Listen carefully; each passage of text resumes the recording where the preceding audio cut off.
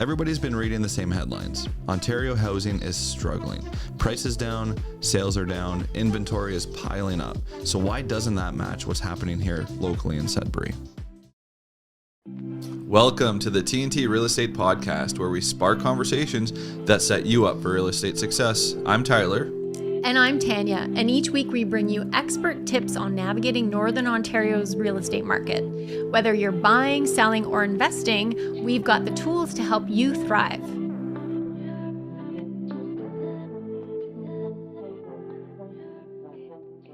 Welcome back to the TNT Real Estate Podcast. I'm Tanya, and I'm joined by Tyler. Hi, Tyler. How are we today? Good. How was your night? Oh, my night was good. Yeah. Well, I didn't really do much except run around all day to make sure flowers were delivered and everything was good. It was my son's prom. Prom season. So, yeah. It's always like a mom or a woman's thing, right? To sort of like take control of these situations. Right. Make sure everything's good. But yeah, he looked great. Everything was lovely. Yeah. And he got home at 3 a.m. So nice. I'm sure he had a good time. Good. At least he came home. That's good. He's still sleeping and the cleaner's working in my house. So I said, don't open his door. That's good.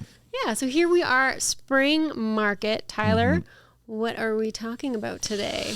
We are going to put Sudbury on our backs, and we are going to compare Sudbury versus Ontario, because everybody has been, talking about all this inventory and why sales prices are down. And, we're kind of looking, when we have a out-of-town client that comes up, they're like, oh, you're going to be able to get us a great deal, right? Like, we're not going to have to do these bidding wars anymore. And we have to kind of correct that and set the expectations that a lot of things in Sudbury are still going in multiple offers. The market is still hot. The market is still a seller's market. So we're going to try and break that down and understand why. Okay. So we're going to try to break down the data. I think that's really important. The stats that we're going to be using in today's episode are sourced by the Sudbury Real Estate Board, the Canadian Real Estate Association, and the Toronto Regional Real Estate Board, so that we can get an idea of how the markets are moving and get some local advice on what we're seeing here in comparison to what the headlines are. The headlines are Ontario-centric. Right. But we're here in Sudbury where things are different. Yeah. Okay, so let's start with on the Ontario report card. Let's give people a picture of what is the Ontario province, the provincial market like as a whole. So, backing up a little bit and going back to 2025, it was rough for Ontario. And like when we talked to our colleagues, especially from down south, and even to the east of us a little bit, they had struggling markets. It was buyers markets. We have a saying in real estate that you have to list to last. But when we have these buyers markets, everybody not necessarily hates to have listings, but a couple of years ago when the market was going crazy, everybody just wanted listings because it was nice and easy. You put it you do your marketing, you put it on the MLS, and it sells within days. We have to actually hold off offers so it doesn't sell too quick. But now it's different, especially down south. Is people want buyers. There's so much inventory out there, and there's just not enough buyers to buy the houses that are for sale. With a lot of inventory, you run into a state where there's just so much competition between sellers, right? And buyers have their pick, right? Buyers will take their time. They will look. And one of the newsletters that I got, I think it was just yesterday, it came from a fellow at Sotheby's. And it was, this sort of GTA, even like London, Brantford, and that sort of area. Mm-hmm. They were looking at 6+ months of inventory. Right. It's crazy difference. Yep. So we saw, this year or in 2025, we saw average prices down in the GTA 4.7%. So that landed the average sale price at just about $1,068,000. So a far cry from our Sudbury average price. Sales transactions were down 11.2%. So there were fewer buyers pulling the trigger on buying homes, and new listings were up 10%. So there you go. You got 11% more sellers and 10%.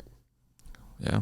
11% more, less buyers. Yeah. Yeah, that's crazy. Yeah. So the GTA benchmark price in January 2026 sat 22% below the March 2022 peak. Wow. That's a big difference. Yeah, 22% decrease in 4 years. Yep. That's huge. That's a big one. And then, those were kind of GTA stats, but if you're looking at like the broader Ontario to kind of, normalize, because obviously GTA is crazy prices. But 15 Ontario regions last year had year-over-year declines, and those were anywhere from 6% to 13%. And so they lost. I mean, I guess generally the average house in Ontario would have lost about $100,000 of value just in 2025, which is a big amount. That, and I mean, it's kind of a scary figure, and lots of people are kind of talking about it, but there is sub-markets like Sudbury that, didn't have that happen. Yeah. And I think some of the headlines we recently read in the Globe and Mail, there was an article that said people were going to have a hard time refinancing their mortgages if they bought at that peak with that sort of 10 or more % decline.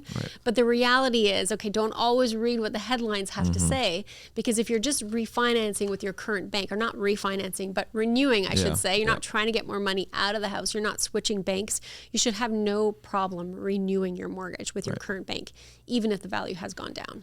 That was the takeaway from the article. But of course, the big headline was so many GTA people who bought so many years ago are underwater. But renewals, not refinance. Just don't refinance. Don't take more money out of your house. You'll be fine. All right. So that was obviously a big thing, but let's get into Sudbury numbers so we could show how great Sudbury is. Okay. So out of the full year in 2025, our average price was up just under 6%, so 5.7% year over year, and that means it went from $480,000 at the beginning of the year to $507,000 at the end of 2025, and then sales transactions were up 2%, which is a nice healthy market. It's nothing that we saw throughout COVID, but we don't want 10% increases in sales, because that just means there's more demand, and prices skyrocket. People can't get in, especially young people can't get into the market. And then just under 2%, 1.8% of new listings. So there's just about 2% more listings, 2% more buyers, and everything was nice for almost a 5% or 6% increase. Yeah, so that was Sudbury in 2025. In 2026, so our current year, the MLS HPI benchmark price in April 2026 was $526,800. So that's up 3.2% year over year. So we're still seeing that sort of modest increase year over year, which is nice, right? I mean, we saw a huge increase between 2020 to 2022. It's nice to see that things are kind of just staying steady and level, right? We have the average sale price in April was $535,000, which is up 2.9% year over year. Months of inventory is 3, so still below the long run average of 3.4. And months of inventory is basically the amount of time it takes to sell all the inventory that's on the market. So when you're at 6 months or more, it's typically a buyer's market. Anything sort of 4 to 5 is maybe a bit balanced. And then below that would be a seller's market. So we're still actively in a seller's market here. Active listings in April 2026 was 449 units, which is down 15% from a year ago. So less number of listings. Yeah. But we did have a weird spring this year. Yeah, I think the stats are going to change when we look at them at the end of this month. When you look at Q2, you're going to see a big difference, because obviously we had that crazy snowfall in March, which kind of just put a damper on the spring market. It ended up showing up early May. Delayed everything, So everything's delayed, but so you see a big decrease, down 15% of listings, but in April everybody was still hibernating in Sudbury. Okay, so how does Sudbury compare to the rest of the province when you're looking at these stats? Right. So it's actually, pretty interesting. So looking at like a side by side, the GTA prices were down 4.7%. We were up 5.7%. They were down over 11% in sales. We were up 2% in sales. They were up 10% in listings, and we're up 2% in listings. So we're just, that right there shows how strong the Sudbury market is, especially compared to the GTA. But, like we were just talking about, we're strong compared to the whole province as well. Yeah, and looking at those figures, like a almost 5% decrease in prices and a more than 5% increase in prices in Sudbury, that's a big market difference between the two markets. Yeah, it's They're huge. not even close. Yeah. So why is Sudbury that different? Like, why are we staying so strong? Okay, well, we have 4 structural pillars that we're going to look at. First of all, the speculation market. I mean, that is huge. We did see a bit of a run up in speculation in our market, sort of 2021, 2022, with investors looking at multifamily properties, small multifamilies, but we don't have what is very Southern Ontario and GTA specific, which is the condo and the condo pre-sale market. Right.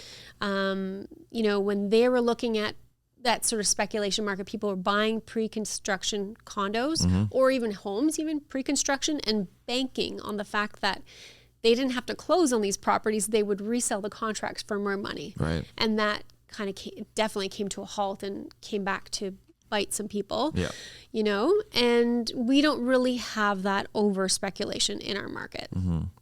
And I find, especially with like like everybody talks about, you don't get over leverage, but like these, especially when you're dealing with pre-con or when you're dealing with the cap rates that the GTA has. Like, I was actually reading one of the forums on Facebook, and somebody's like, yeah, I'm selling all my properties, and I'm getting a 4% cap rate, which is so low that like the like it wouldn't even cash flow at 4%. No, it's not even going to cover the cost of the right. financing. Why not keep your money in the market? Yeah, rather so than... like you can come up to Sudbury, you could find cash flowing properties that also appreciate. Maybe they won't get 20% appreciation like some of the GTA properties do, speculative, but we have 5-6% nice healthy appreciation. We have cash flow.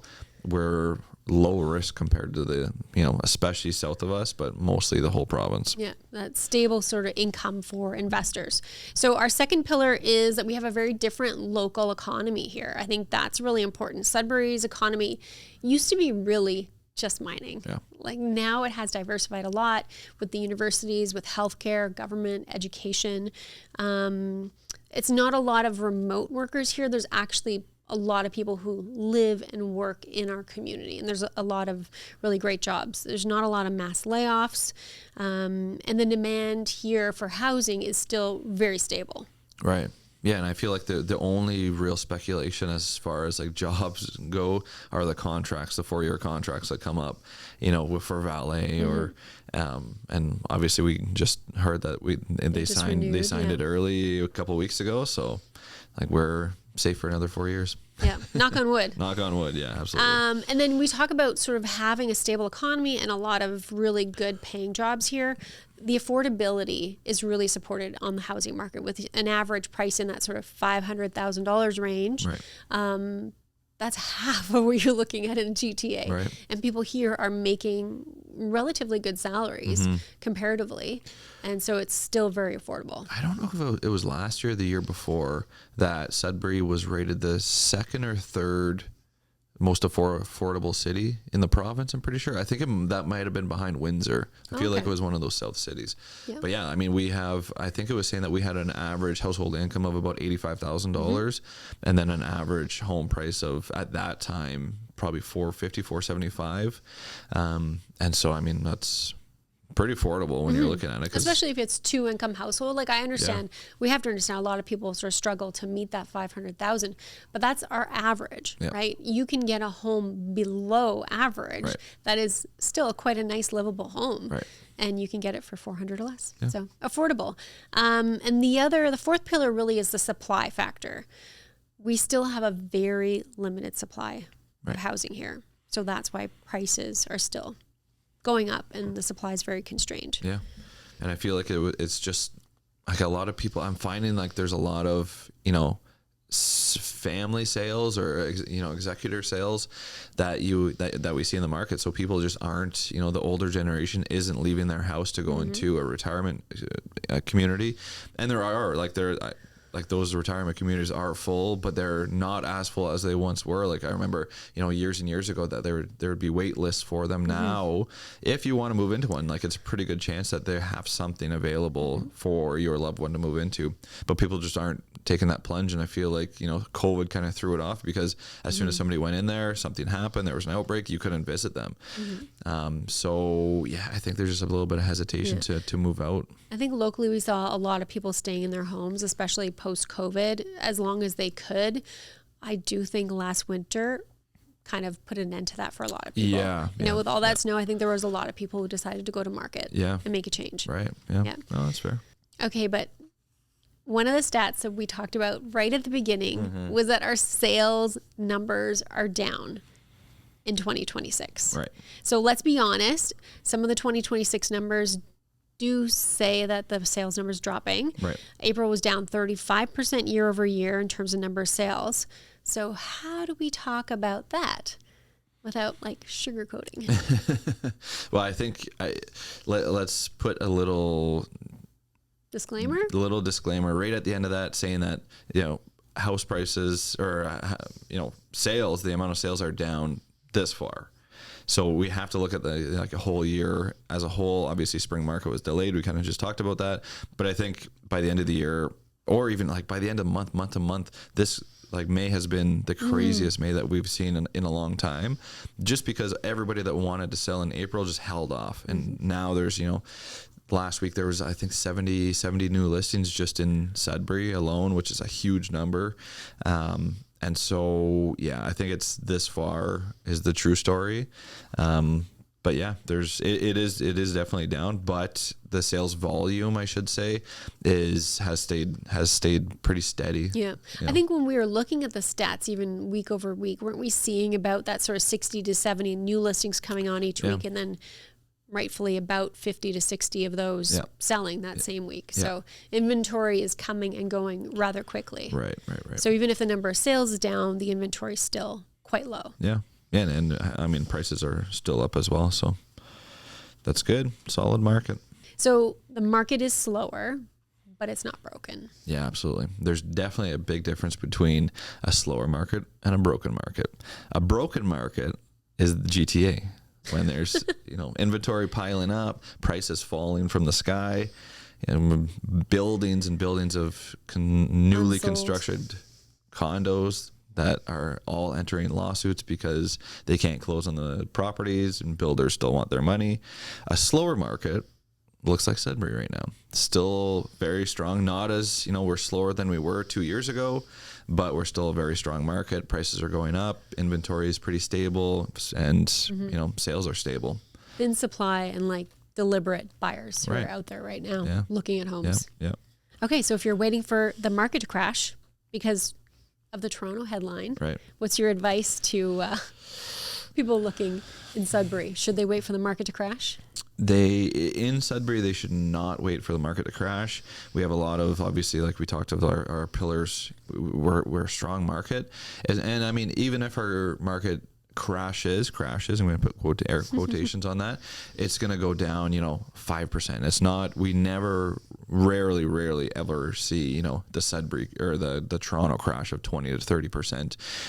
And where chances are, knock on wood again, that, you know, we won't ever see the like 30% run up as well, because we want a nice stable market. We don't want, you know, it was nice obviously for all of our us homeowners, but it would be nice to keep it affordable for, you know, the future generations to be able to buy something. Absolutely. Keep it affordable. Right. So what does this mean for buyers and sellers right now in the Sudbury market? I mean, it's strong. So I would, on the seller side, it's a great time to sell. It's also a great time to sell and buy, because especially right now, the typical spring market is you have to sell first and you just buy whatever else is on the market that you're kind of looking for. We have opportunity out there right now because there is 60, 70 units hitting the market every single week, that we have a little bit of, you know, discretion on what we can purchase. So you can get the next step, whatever it's downsize, upsize, we can, you know, slow down and pick the right house, and then you'll be able to sell your house as long as we're all, you know, the expectations are met. As long as, you know, you price the house correctly, it's going to sell. On the buyer side as well, first time home buyers, there is opportunity out there. And like you were saying a couple minutes ago, you know, average price of $500,000. That means for every $1 million house, there's a house or two houses at $250,000. And so, you know, there's opportunity all over the market, and it's pretty stable. Like it's a great market to invest in. Yeah. I think that sort of GTA headline of getting deep discounts is definitely something that our numbers don't support, and the narrative certainly doesn't support what's happening here. And it's not we're not like in a big frenzy of buyers or sellers. We're pretty stable and consistent, which is nice, right? Slow and consistent wins a race. Right. Okay, so now let's move into our rapid fire questions where we ask each other questions. Don't over elaborate. Okay, you go first. Okay, so first question, what kind of market is Sudbury in right now? Okay, technically, months of inventory, we are in a seller's market, but I think buyers have a lot of options right now. Right. Yeah. I wouldn't even call it a balanced market, but there is opportunity for buyers. You have to it's look. Interesting, you have to look for the good little nuggets. Right. Okay, so question for you. Should someone wait to buy hoping that prices will fall? No. Not if they're looking to actually live in the house, for sure. That's good. That's very short. He's doing better. Is now a bad time to sell?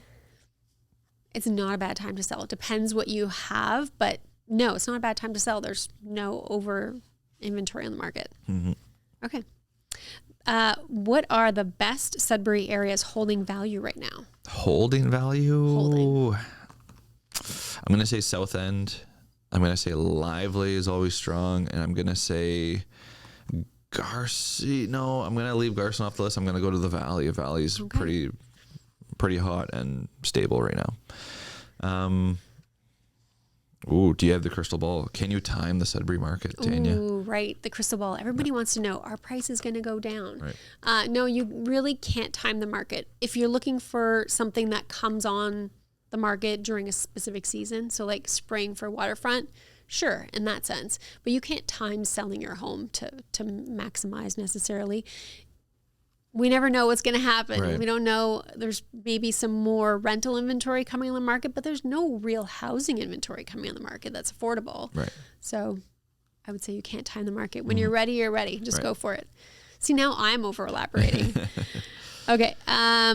One thing people keep getting wrong about this market. They keep reading national headlines and applying them locally.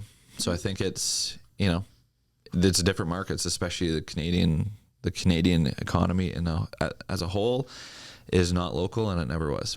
Oh, very good.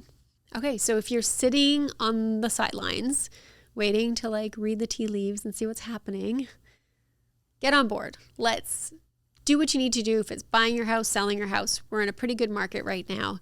And don't listen to the GTA headlines. Listen to the local headlines. Get a local realtor to give you their opinion. Right. Data is clear. Sudbury's stable. It's strong. We have pillars. We have great jobs. We have affordability. So don't wait on the sidelines waiting for it to crash. Jump in with 2 feet. Thanks for listening to the TNT Real Estate Podcast. We'll see you next time.